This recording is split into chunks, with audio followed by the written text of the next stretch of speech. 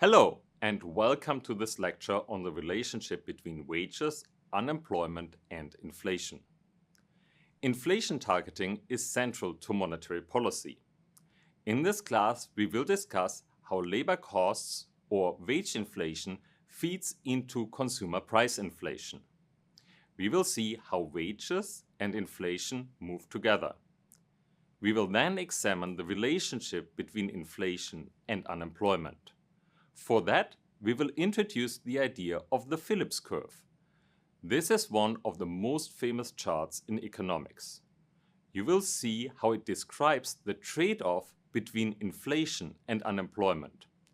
Less inflation usually comes at a cost of higher unemployment. Finally, we will understand how changes in inflation expectations can shift the Phillips curve. Economists, policymakers, or the press talk about inflation all the time. They are usually referring to consumer price inflation or CPI. This refers to growth in the price of a bundle of consumer goods. You may wonder what causes consumer prices to go up. One answer is input prices. We all realize that fueling a car is more expensive when crude oil prices are high. More generally, when input prices rise, the cost of producing goods and providing services goes up too. Put differently, higher producer price inflation can lead to an increase in the CPI. Let's look at some data on this. This graph shows consumer price inflation and producer price inflation since the 1980s. We can see that while the producer price index is more volatile, the two series track each other. Higher producer prices lead to higher consumer good prices. What is the biggest cost component of most industries? Labor expenses. Let's add an employment cost index to this graph. This employment cost index includes both wages and benefits. The series only begins in 2000, so we must restrict the time frame. We see again that employment costs and consumer price inflation track each other. This suggests that increases in wages lead to consumer price inflation. Let's push this reasoning one step further. When do wages increase most? What causes wage inflation? Wages go up usually when employees have the most bargaining power. This is when unemployment is low and there's less competition for jobs. When unemployment is high, employers do not have to pay higher wages to attract job applicants. This relationship was first noted by Arthur Phillips. He plotted unemployment against wage growth in the United Kingdom. He found a negative correlation between the two outcomes. When unemployment is low, wages tend to go up. When unemployment is high, wages tend to shrink. This relationship is often called the Phillips curve. Nowadays, the term Phillips curve is used to describe the relationship between unemployment and consumer price inflation.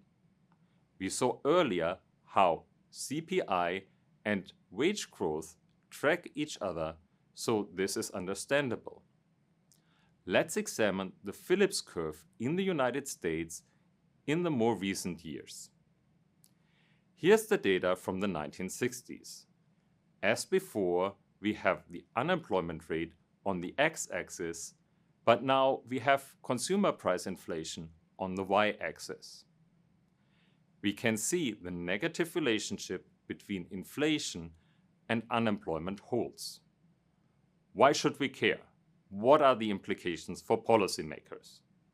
This graph suggests a clear trade-off between unemployment and inflation. This means that any government policy that reduces unemployment may increase inflation.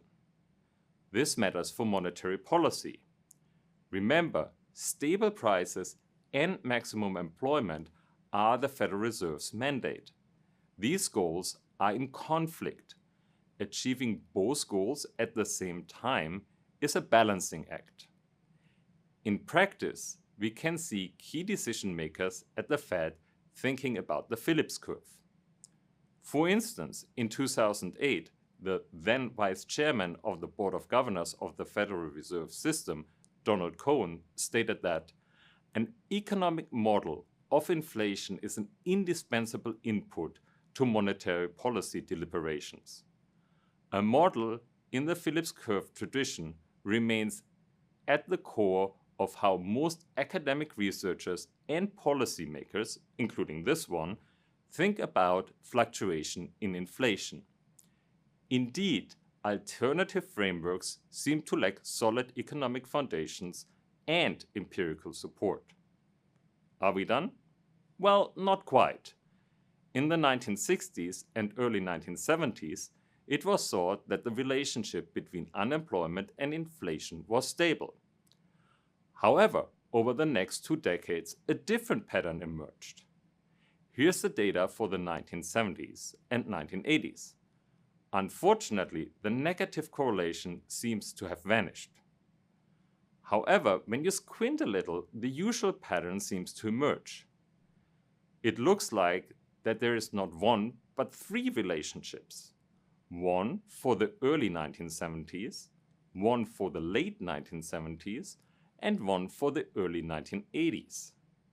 It looks like there are 3 Phillips curves. Weird, right? These curves also seem to be shifting outwards over time. An outward shift is not a good thing. The further the Phillips curve shifts out, the more unemployment is needed to keep inflation in check. For example, let's say we want to hold inflation at 6%. In 1973, this would require an unemployment rate of 5%. However, by 1982, unemployment would have reached 10% to achieve the same inflation rate. While the 1970s and 1980s cast doubt on the overall relationship between inflation and unemployment, the data indicates that at least in the short run, the Phillips curve works. We now examine what determines these short-run Phillips curves in the 1970s and 1980s.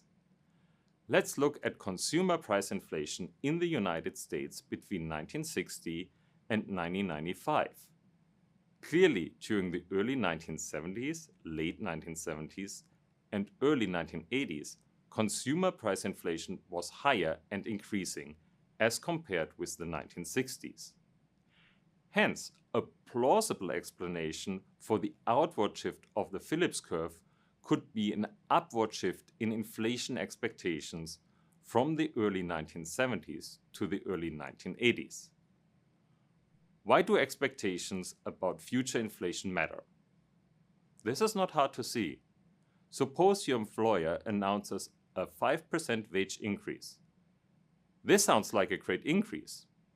However, what if consumer price inflation is currently running at 10% and is expected to remain at 10% next year?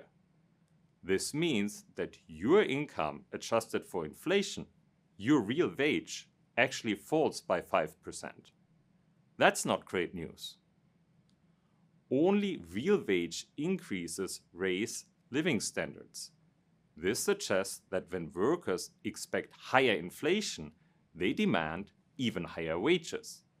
This alters the relationship between wages and unemployment. And that has knock-on effects for the relationship between unemployment and consumer price inflation. The increase in inflation expectation explains the outward shift of the short-run Phillips curves that we saw in the 1970s and 1980s. It also explains why policymakers keep a close eye on inflation expectations. They try to keep inflation expectations well anchored. Let's wrap up. We have covered 3 big ideas in this session. First, wages and consumer price inflation move together. Second, there is a trade-off between inflation and unemployment modeled in the Phillips curve.